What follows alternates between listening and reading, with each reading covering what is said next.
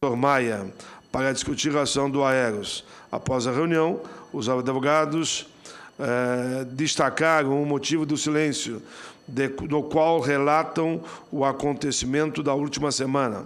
Após a decisão da Justiça a favor dos aposentados do Aeros, a AGU, a Advocacia Geral da União, informou que já havia solicitado à Previc, Secretaria da Previdência Complementar, informações sobre quanto custaria cumprir a decisão para a União. Todavia, a AGU também entrou com pedido de suspensão de liminar para cassar a antecipação de tutela conquistada pelos aposentados desse fundo. Diante do recurso, o escritório do Dr. Maia, já falecido, faz que homenagem a ele, um lutador por essa causa, imediatamente apresentou à Justiça, nos autos da ação, um memorial da defesa dos trabalhadores, para justificar os motivos pelos quais a suspensão não deveria ser concedida. Na terça-feira, às 18 horas, saiu a decisão do Tribunal Regional Federal, mantendo a antecipação da tutela.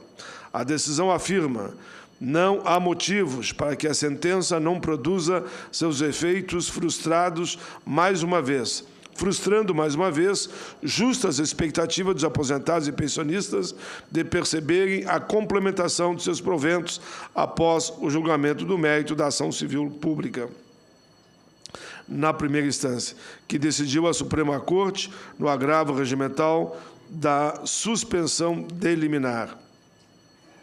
O escritório esclarece que a AGU ainda pode ingressar com recurso, porém sem efeito suspensivo.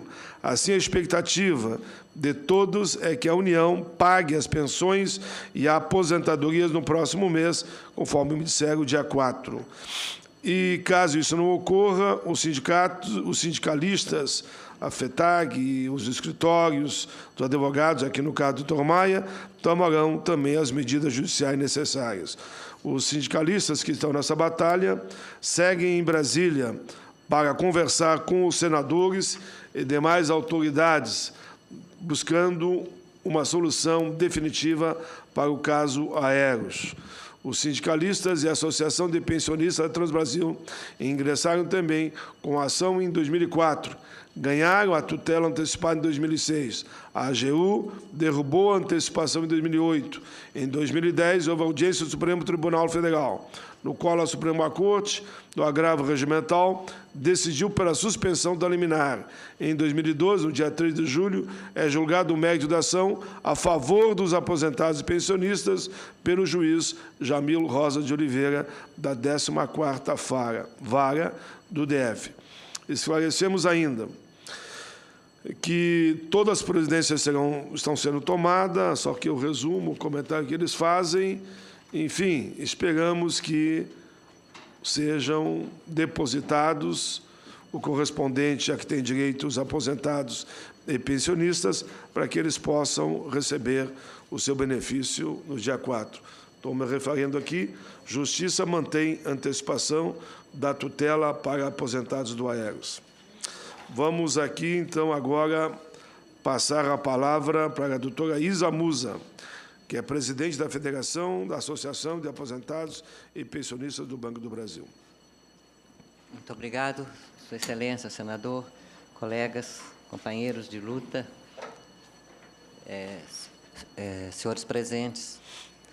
Eu quero vos falar de medo, eu quero vos falar de insegurança jurídica, eu quero vos falar em nome de aposentados, pensionistas, que no outono da vida se sentem ameaçados pelas instituições nas quais mais depositaram a sua confiança.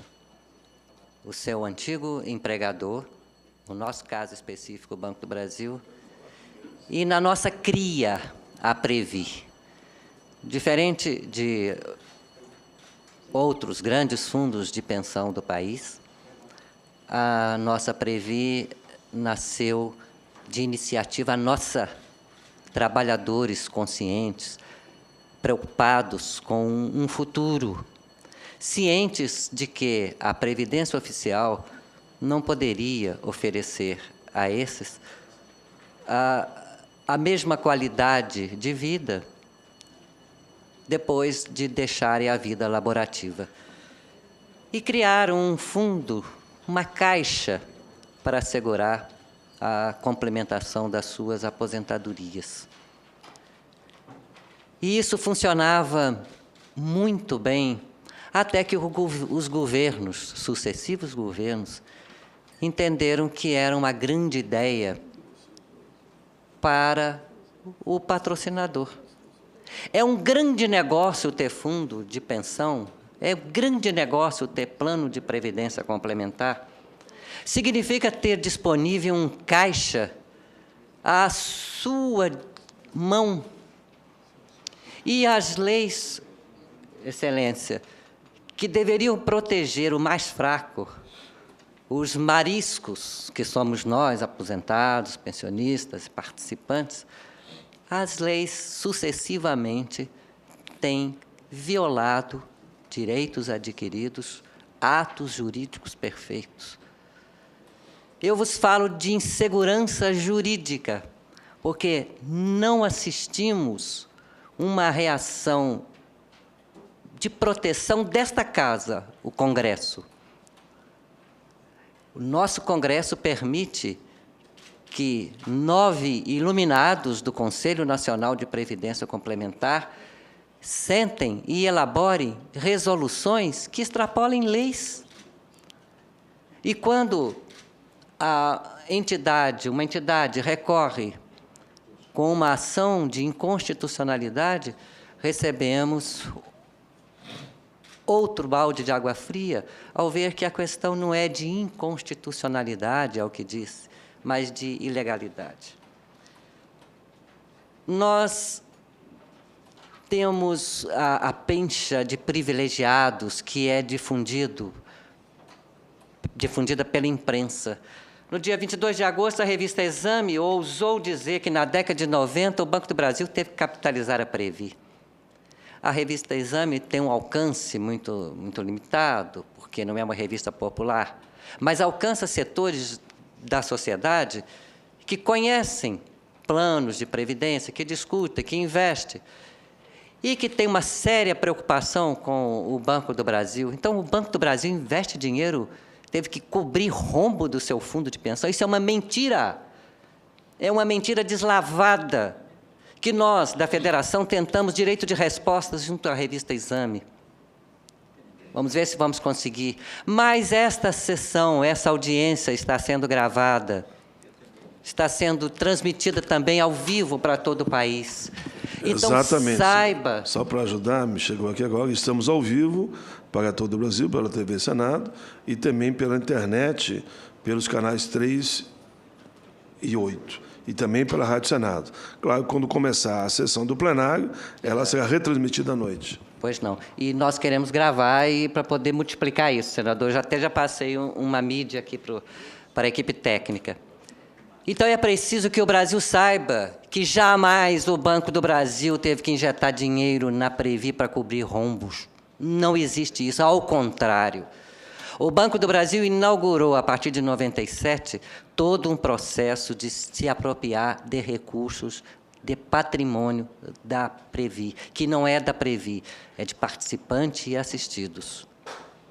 Patrocinador não se enquadra em nenhuma dessas categorias, não é nem participante e nem é assistido. E o que nós percebemos é que a legislação que deveria nos proteger, nós, os mariscos, né, quanto o patrocinador e o fundo, nós, o participante e assistidos, somos os mariscos. A legislação não nos protege. 6435 alterou direitos. O decreto... Rui, como é que é o decreto mesmo? O decreto logo após de 81? 81.240 veio bulir nos nossos direitos. A emenda constitucional número 20 é altamente inconstitucional. A lei 108 e 109 ainda causa uma discriminação entre participante assistido de entidade de previdência fechada e entidade aberta. Então, somos discriminados por termos nossas origens estatais. E agora a resolução 26 e a minuta que está em estudo no mesmo Conselho que ousou redigir uma resolução que permite a divisão de reservas do plano, está preparando uma minuta de retirada de patrocínio. Já existe uma norma em vigor que versa sobre retirada de patrocínio. A alegação é que ela é velha, ela é caduca, então é preciso reformulá-la. E nós fomos conversar com autoridades do governo sobre o nosso receio particular de aposentado e pensionista do Banco do Brasil com relação a Previ, do Banco do Brasil querer se retirar do Plano 1. E ouvimos, ora, mas o governo jamais vai permitir que o Banco do Brasil se retire do Plano 1. Este governo talvez não, mas e os demais? Quem estará na cadeira da senhora presidenta, dona Dilma, daqui a 15, 20, 30, 40 anos? É esta a tranquilidade que nos querem dar? Não, o governo não vai se retirar da Previ. Eu vos digo, a questão não é se, mas quando. E esta instabilidade é que nos traz aqui ao Congresso. Nós precisamos colocar ordem na desordem jurídica que as resoluções têm feito às leis. Uma resolução não pode vir ferir o espírito do legislador. E é o que tem sido feito, senhoras e senhores.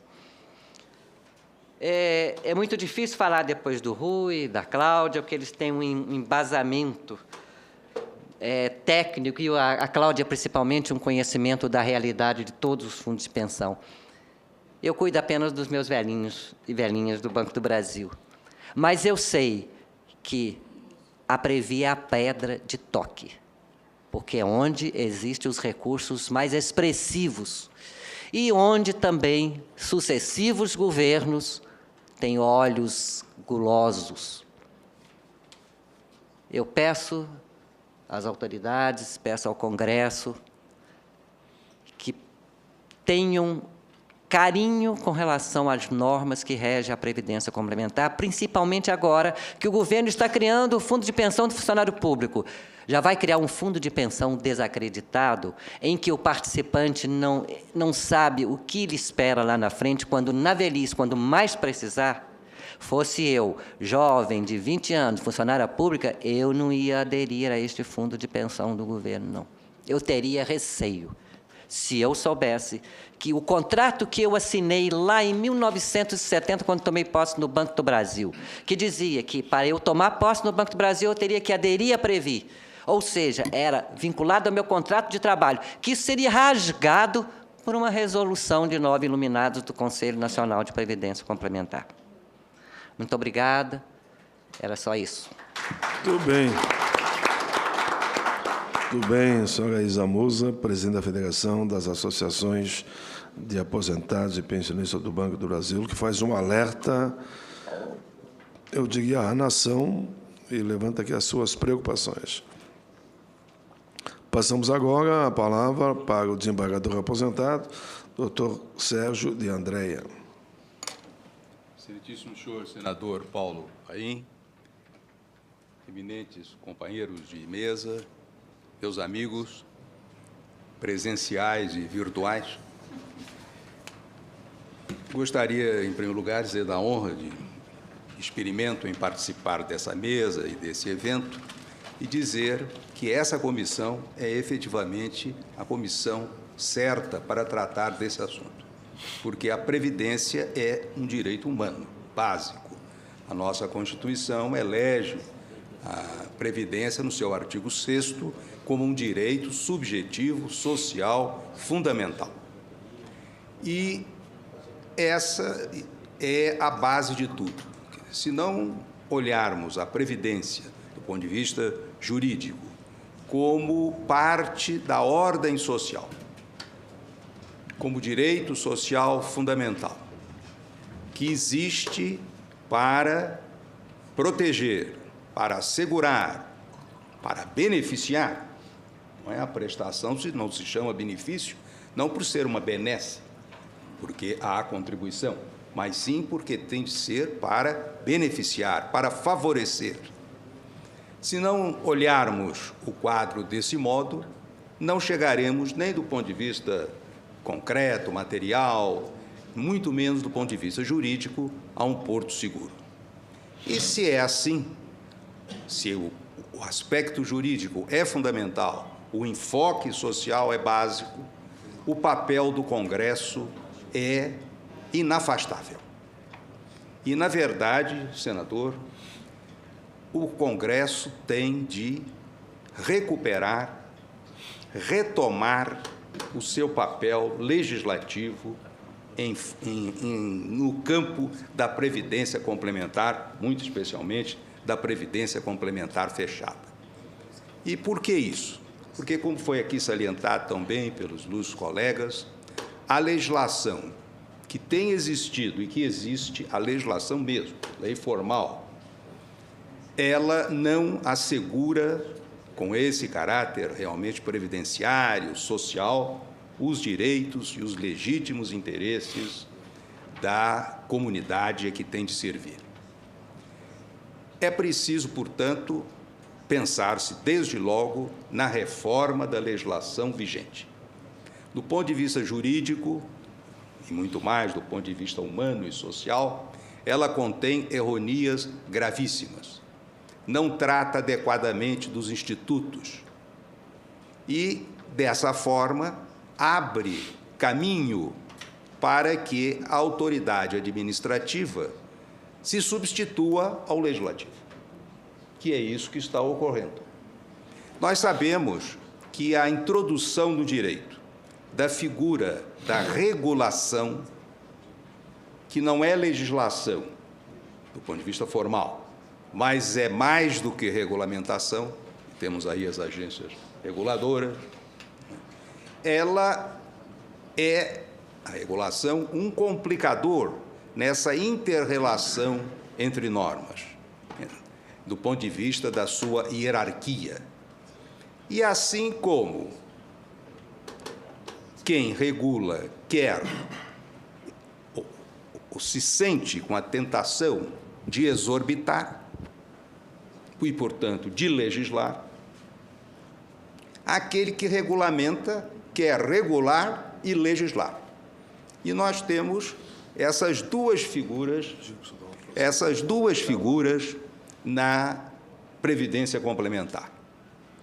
Temos a regulação, como foi salientado aqui, com propriedade, por um órgão administrativo que integra o Ministério da Previdência.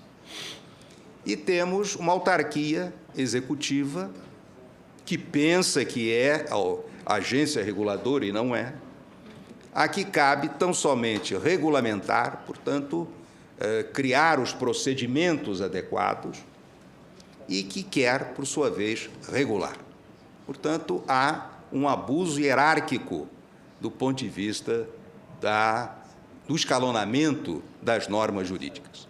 Então, é preciso, essa opinião, que o Congresso Nacional assuma o seu papel e legisle adequadamente, legisle dentro desse enfoque social, respeitando os princípios e as regras constitucionais que também forem válidas, não é?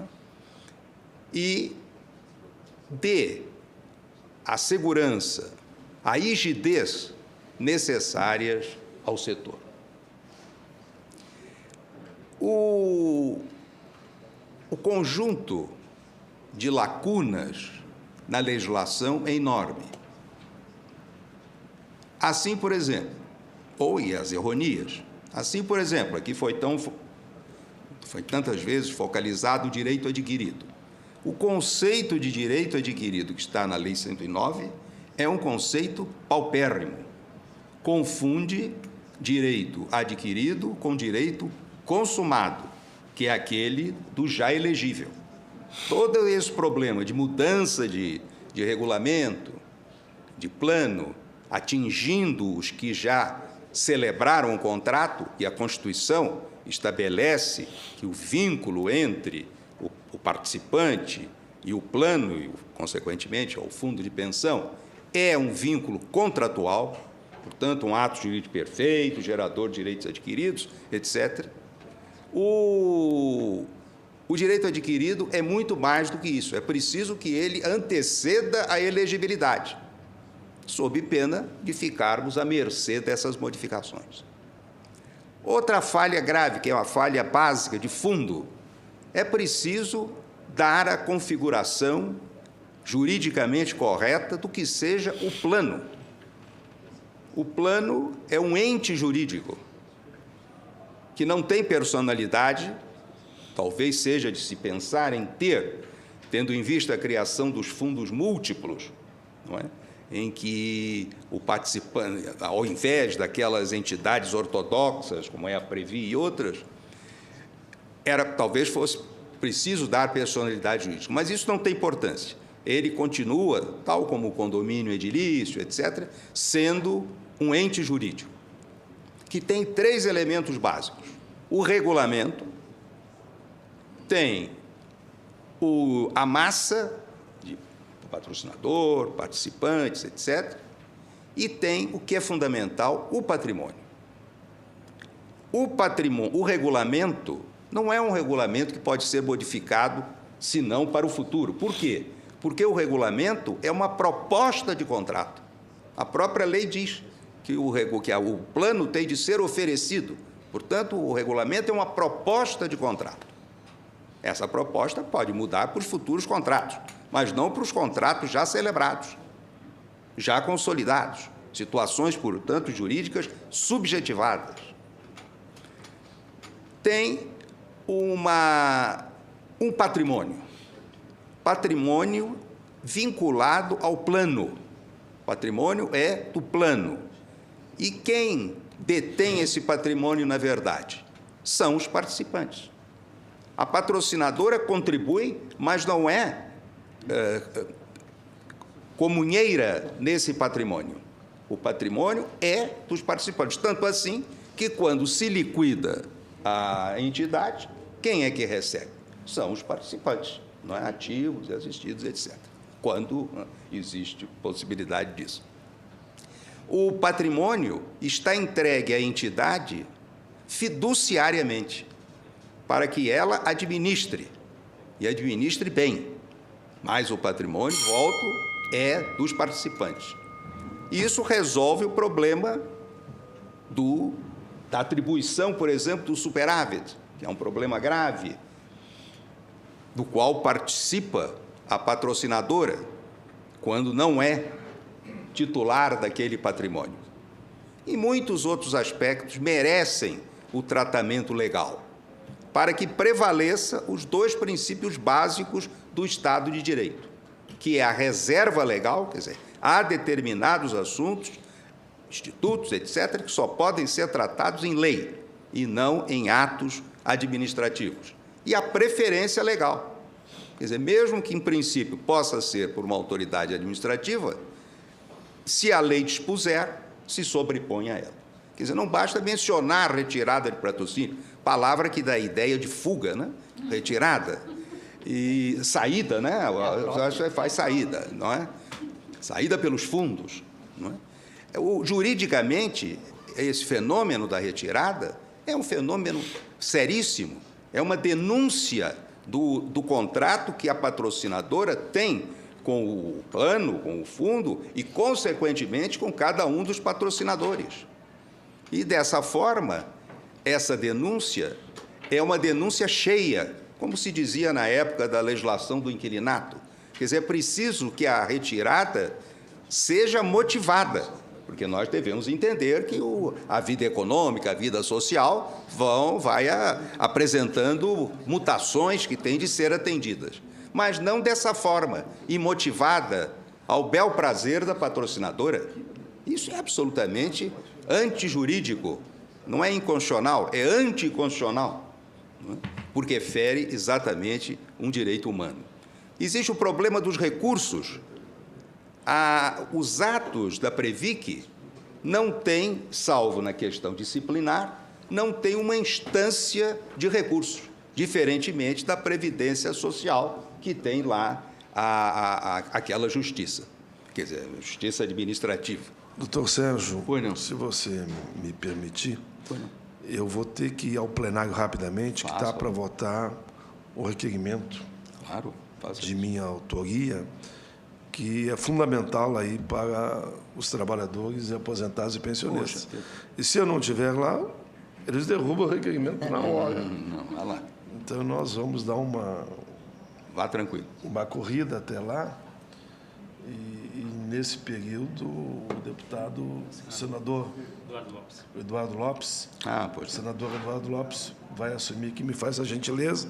O senador Eduardo Lopes tinha um compromisso agora com uma frente parlamentar, dizer, não, pai, se é importante para os trabalhadores, eu fico com você aí até você lá resolver esse problema.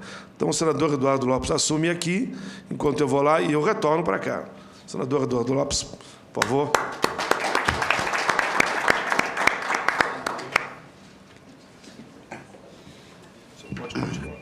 Bom dia a todos. É com alegria que faço essa gentileza, esse favor ao nosso querido senador Paulo Paim e também em defesa aí dos trabalhadores. O senhor tem a palavra. Muito obrigado. Mas, como dizia, lacunas e erronias legais estão aí, a desafiar o próprio Congresso Nacional. Lembro, por outro lado, que o Congresso detém um instrumento muito importante para, enquanto essa legislação não alcança o nível desejado, um instrumento muito importante para impedir o abuso na regulação, que é um instrumento que está no artigo 49, 5º da Constituição, que, competindo ao Congresso Nacional, sustar os atos normativos do Poder Executivo que exorbitem do poder regulamentar ou dos limites de delegação legislativa. Finalmente, gostaria aqui de, mais uma vez, realçar a necessidade de uma emenda constitucional que crie a justiça previdenciária. Justiça essa que seria criada à semelhança, né, da justiça eleitoral, da justiça militar e da justiça do trabalho. Primeiro que há uma querela, não é, infindável de competência entre a justiça comum e a justiça do trabalho. Uma justiça especializada em matéria previdenciária, ela teria uma visão completa dos vários ramos da Previdência. A Previdência, naquilo que ela tem de comum a todos, portanto, esses institutos jurídicos básicos, a teoria geral do direito previdenciário, que ainda falta por fazer, e teria as suas especializações na Previdência, no regime geral da Previdência Social, na Previdência do regime próprio dos servidores e, agora com essa complementação, e o regime complementar do regime não só geral da Previdência, como também do regime próprio. Essa justiça se comporia de primeira instância, evidentemente, de um tribunal intermediário e de um tribunal superior, não é? A semelhança do que ocorre com a justiça do trabalho. Isso fortaleceria a Previdência, né, como instituição, fortaleceria o direito previdenciário, permitiria uma especialização e, consequentemente, também uma agilização de processos. Portanto, clamo ao Congresso que ele assuma a sua real posição em defesa da sociedade. Muito obrigado.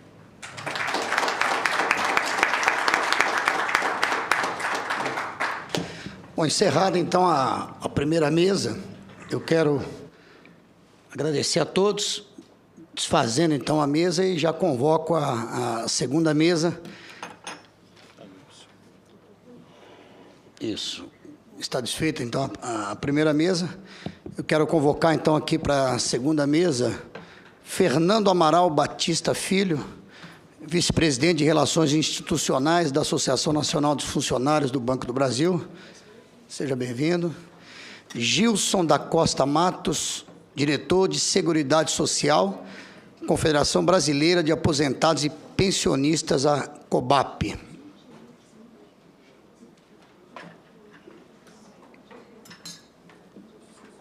Também o senhor Paulo Roberto Gomes da Silva, coordenador de Planejamento Estratégico da Fundação de Economiários Federais, a FUNCEF. Seja bem-vindo.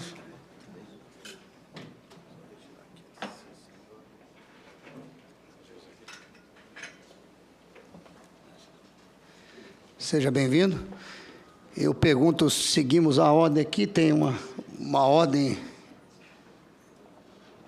da palavra. Posso dar a palavra aqui conforme está.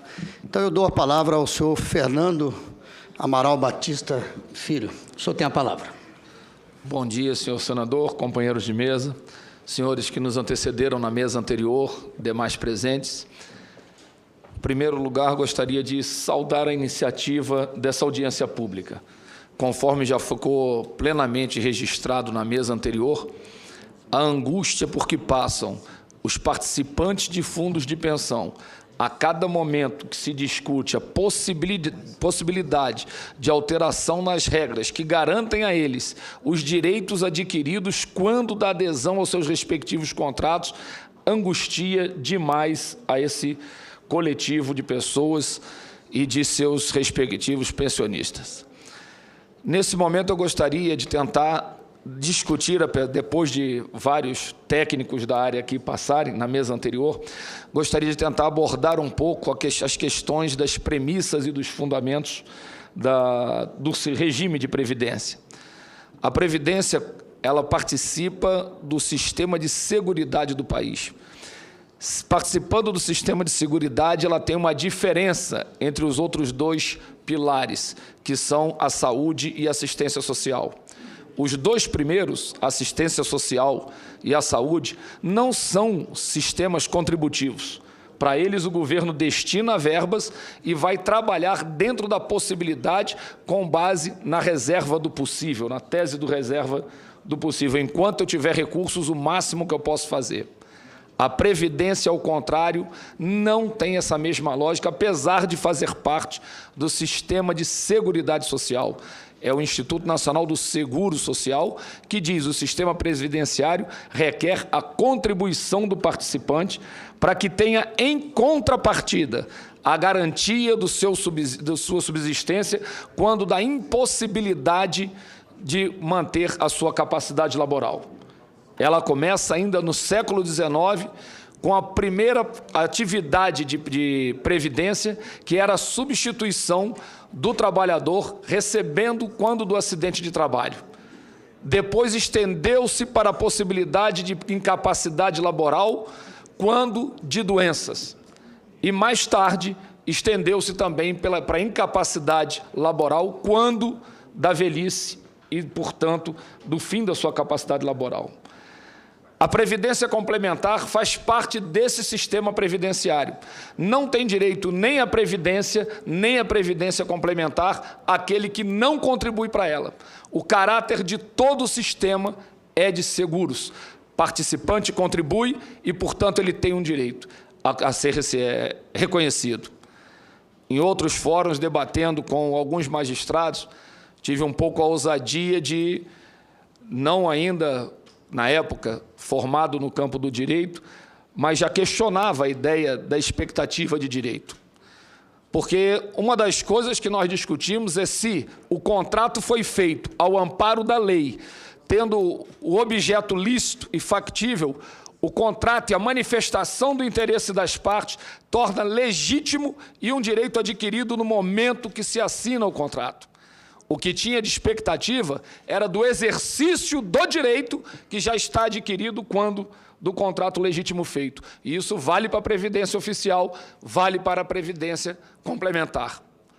Quando começava a discutir ainda na década de 80, no movimento sindical, representando os funcionários do Banco do Brasil, em debate no Tribunal Superior do Trabalho, naquele momento, encontramos meu primeiro embate com relação à Previdência Complementar. Quando os funcionários que se desligavam do Banco do Brasil levavam a sua reserva de poupança, ou seja, aquela para que ele mesmo pessoalmente contribuiu, e o Banco do Brasil, na época, dizia, eu levo, então, a outra parte da minha contribuição. E nós discutíamos, naquele momento, a possibilidade dessa intenção do banco ou não.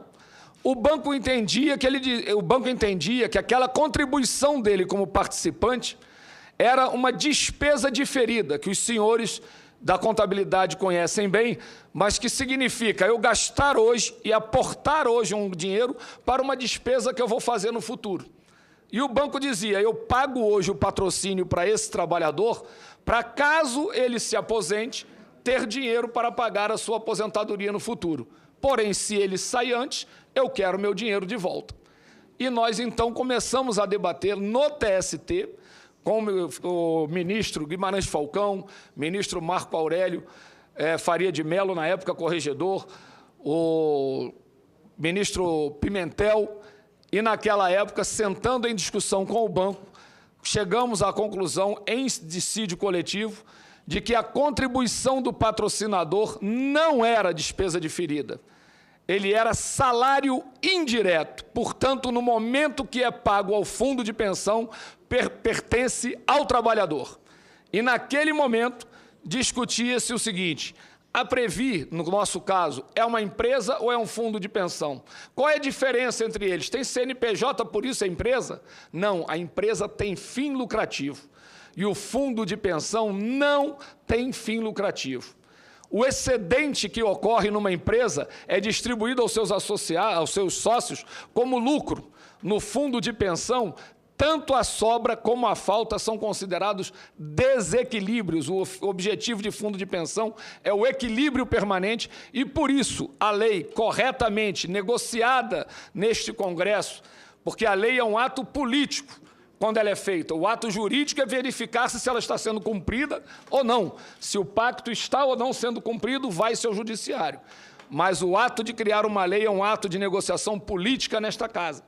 E aqui, então, foi decidido que, no caso de falta, os trabalhadores e a patrocinadora têm que discutir ou um aporte maior de recursos para garantir o direito adquirido de todos os que assumiram o contrato na entrada, a que no futuro tivessem o direito da segurança pela qual estão pagando, que é o salário de aposentadoria, que é o gozo do benefício.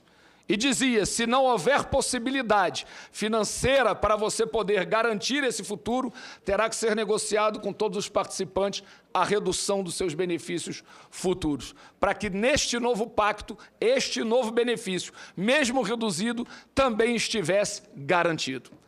Mas diz também a legislação, se houver sobra, esta sobra tem que garantir ou uma redução da contribuição ou um aumento dos benefícios para todos os trabalhadores do plano, uma vez que aqueles recursos lhes pertencem. E é com base nessa ótica que a gente quer discutir a criação do Instituto da retirada de patrocínio e a criação do Instituto da reversão de valores pela CGPC 26. Ela extrapola a lei. Ela torna o patrocinador um sócio da empresa. Fundo de pensão não tem sócio. Fundo de pensão tem participante, tem assistido, tem os beneficiários. Pode ter patrocinador ou instituidor, mas não tem sócio.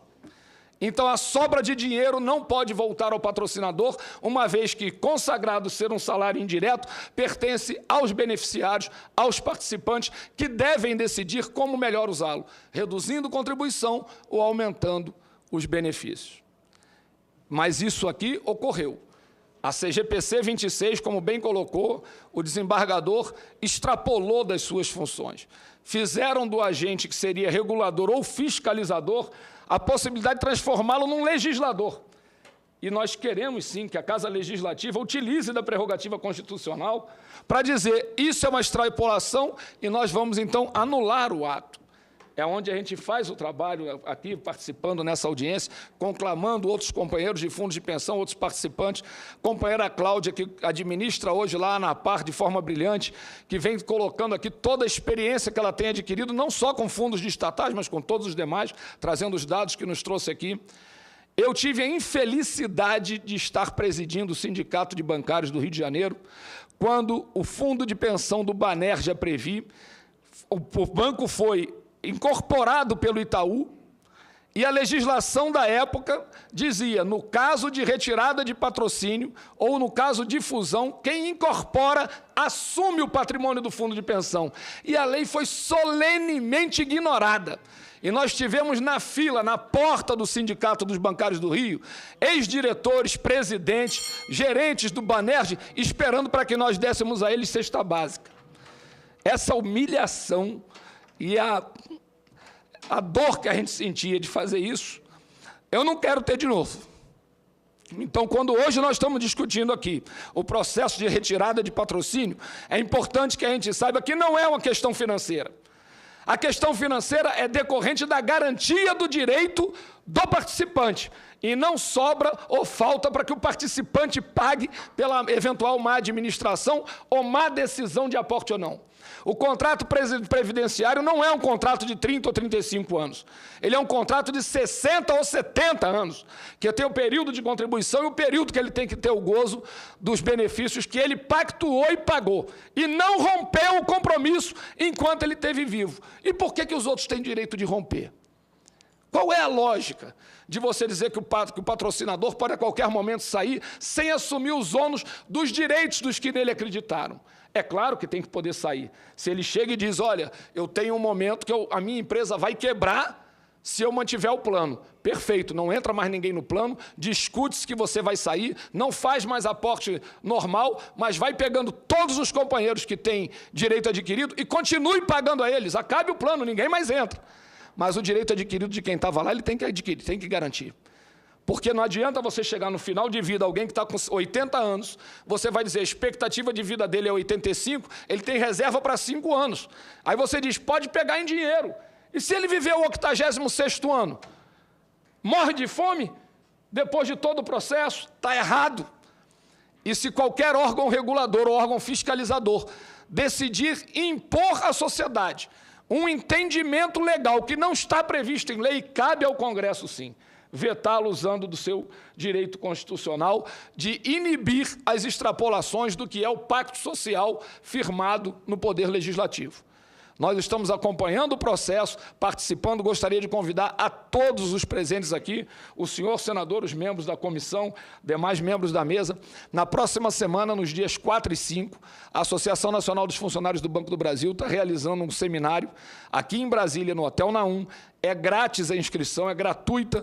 O nome é Previdência Complementar, Impasses e Soluções, onde nós estamos chamando os representantes do Ministério da Previdência, da Previc, da Secretaria de Política de Previdência Complementar, representantes de fundos de pensão, ANAPAR, representantes de trabalhadores das centrais das confederações de bancários, onde nós estamos querendo discutir, primeiro, qual é o papel da Previdência Complementar no sistema previdenciário como um todo. Qual é o papel da Previc na garantia dos direitos dos participantes? Porque a estabilidade do sistema é fazer com que ele funcione, e não fazer com que ele simplesmente tenha dinheiro. Ele tem que chegar lá e dizer, funcionário é garantir a quem assumiu o compromisso de contribuir que o benefício a ele será pago, e não defender patrocinadores. Portanto, como pertence aos trabalhadores os recursos do fundo de pensão, por ser salário indireto, pertencente a ele, e o fundo de pensão só paga benefício, e patrocinador não tem como receber benefício, quem recebe benefício é o participante, é a ele que pertence esse patrimônio. Então, a Previc participará, nós vamos chamar também, a ANAPAR estará presente conosco, vamos debater todas essas questões desses institutos, o Instituto da Reversão de Valores, o Instituto da Retirada e a discussão de como ficarão os passos seguintes em casos de incorporações e de fusões. No próprio Banco do Brasil, onde nós representamos os funcionários, incorporamos os funcionários do BESC, mas o seu fundo de pensão não foi incorporado. Incorporamos os funcionários da nossa Caixa, mas o fundo de pensão não foi incorporado. Incorporamos o pessoal do Banco do Estado do Piauí, mas não foi incorporado esse pessoal nem ao nosso plano de previdência nem ao de saúde. Está na hora de todos nós trabalharmos juntos. A ANAB está à disposição de todos os senhores e eu gostaria de contar com a presença, pelo menos, da maioria nesse nosso seminário, dia 4, a partir das 9 horas. Entrando no site da ANAB, www.anab.org.br, vocês vão encontrar o banner da inscrição, que é gratuita, e gostaríamos de ter a presença e a participação de todos vocês. Muito obrigado. Agradeço o doutor Fernando Amaral. E agora quero devolver a presidência aqui ao nosso querido senador Paim. Peço licença a todos que temos um compromisso, né? Nossa vida aqui é assim, bater, escanteio e correr para cabecear. Obrigado a todos.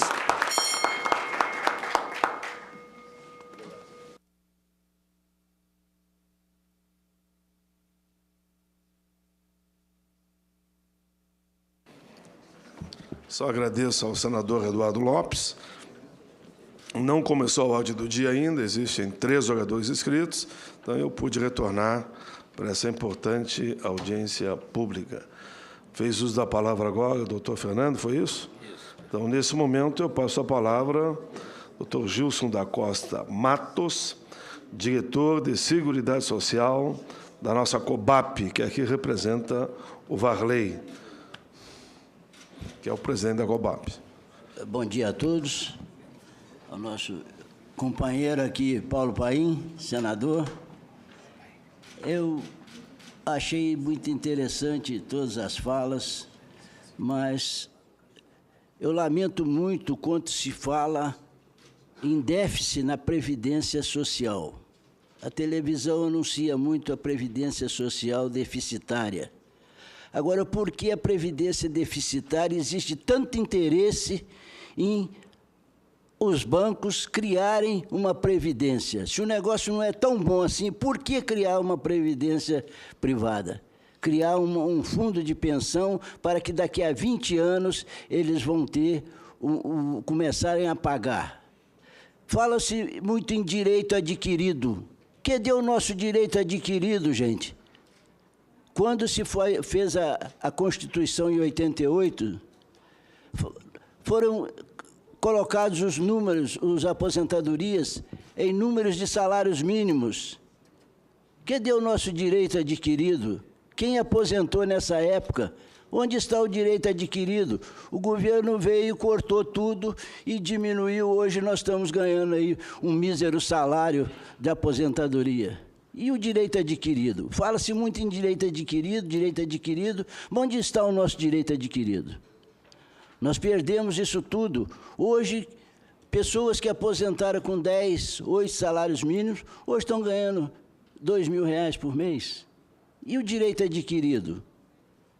Então, quem garante que daqui para frente nós vamos ter essa garantia daqui a 20 anos? Se o próprio governo não mantém esse direito adquirido, uma iniciativa privada vai manter isso? Se o próprio governo chegou, estava na Constituição, mudou tudo, muda-se a Constituição, muda o que quiserem, mas o nosso direito acabou. Nós não temos direito a nada. Não temos direito a nada. Nós tivemos aí um aumento no governo Lula de 16%. Esse aumento nosso foi aprovado pelo Congresso. Foi aprovado pelo Congresso, Câmara e Senado. O presidente vetou. E esse direito adquirido nosso? O que fala nisso em direito adquirido? Nós, aposentados da Previdência Social, esquecemos essa palavra direito adquirido. Nós nunca tivemos essa palavra direito adquirido. O nosso projeto do senador Paulo Paim, 4434, que está tramitando, já foi aprovado no Senado, está na Câmara até hoje para ser votado. E quem garante que a presidente vai vetar ou não esse projeto nosso? Que são a recuperação das perdas que nós tivemos desde o governo de Fernando Henrique, que começou no governo Fernando Collor, Fernando Henrique, Lula e agora da presidente Dilma. Nós só estamos perdendo disso. E o direito adquirido acabou. Nós queremos ver o seguinte, num país capitalista, quem vai investir em alguma coisa é para ter prejuízo. Não acredito nisso. Ninguém vai investir numa coisa que vai dar prejuízo. Então, se os banqueiros estão interessados em criar esse fundo, é porque a coisa é viável. Se ela é viável, por que a Previdência também não é viável? Por que a Previdência sempre é deficitária? Eu jamais entraria num negócio que ele fosse deficitário. E a Previdência está aí deficitária. Deficitária, mas todo ano tira-se 20% da Previdência para o governo gastar onde ele quiser, que é através da DRU. Por que ele não mantém esses 20% para manter as aposentadorias? Então, senhores e senhoras, a COBAP é contra qualquer movimento que venha prejudicar os aposentados. Esse movimento, por quê? Qual o aposentado que vai ter condição da Previdência Social de ter condição de pagar um plano complementar? Porque se fala, o pessoal do Banco do Brasil, companheiro aí do Banco do Brasil, mas o Banco do Brasil já foi criado há muitos anos e o Banco do Brasil dá uma complementação. Não é só o funcionário, não. O Banco do Brasil dá essa complementação. A Uzi Minas também tem uma caixa lá que ela complementa. O funcionário paga uma parte, mas a Uzi Minas também dá outra complementação. Se não me engano, existia o fundo o Montepio da família militar, se não me engano. Onde está esse dinheiro e onde está esse fundo? Que até hoje ninguém sabe o que aconteceu. Se pagou durante anos e anos e hoje nós não temos notícia nenhuma desse fundo da família militar. Então, meus senhores, a COBAP é contra qualquer movimento para diminuir o salário do aposentado, porque isso não tem... Se nós hoje, que o governo não mantém o nosso direito adquirido, quem vai manter isso aqui daqui a 20 anos, 30 anos, nos futuros aposentandos? Então, nossos filhos, nossos netos estarão numa situação talvez idêntica à nossa. Porque se fosse o próprio governo que mantivesse esse fundo para garantir, como é de funcionário público, de alguns setores, tudo bem. Mas isso são capitais externos, são banqueiros que querem fazer isso. E quem garante que ele vai garantir isso? O nosso companheiro, ele falou do Banco do Brasil, do que passou para o Banco Itaú. Quem garantiu esse pagamento? Ficou a Deus dará. Então, nossa posição, gente, é recuperar nossas perdas, fazer valer o direito adquirido de todos aqueles que estavam naquela época aposentados e todo mundo perdeu. Que se mudasse a aposentadoria, mas os que já tinham o direito adquirido continuariam. Mas não, todo mundo foi lesado.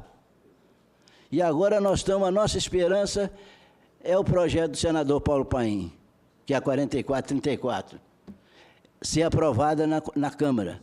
Já foi aprovada no Senado e foi aprovada na Câmara. E outra coisa ainda que nos prejudica muito, o fator previdenciário. O fator previdenciário ele já foi derrubado na Câmara e no Senado, mas foi vetado pelo presidente e continua até hoje. Por que o fator previdenciário? Se antes não tinha o fator previdenciário e funcionava tudo muito bem. Agora querem enfiar o fator previdenciário, por quê? Porque já tira uma parte também do trabalhador. Ele contribuiu durante um determinado período com aquela expectativa de chegar na aposentadoria, ter uma aposentadoria. Aí desconta-se 30%, 40% do seu benefício. Gente, isso aí é um roubo. Isso aí não é uma coisa correta. Se você paga, todo mundo falou em contrato. Existe um contrato. Quanto o trabalhador, ele faz um contrato, ele tem uma carteira profissional que é um contrato de trabalho. E onde é que está esse contrato que não é respeitado no final? Então, nós estamos nessa posição, gente. Nós queremos os nossos direitos. Não precisamos de complementação, não. Que a Previdência pague o que é de direito nosso. Isso já é o suficiente para a gente. Nós não estamos comparando nossos salários com o salário de funcionário público, de militar, nem nada. Nós queremos o nosso direito como aposentado. dentro daquilo que é previsto dentro da Previdência Social, que ela nos pague aquilo de direito. Este nos interessa.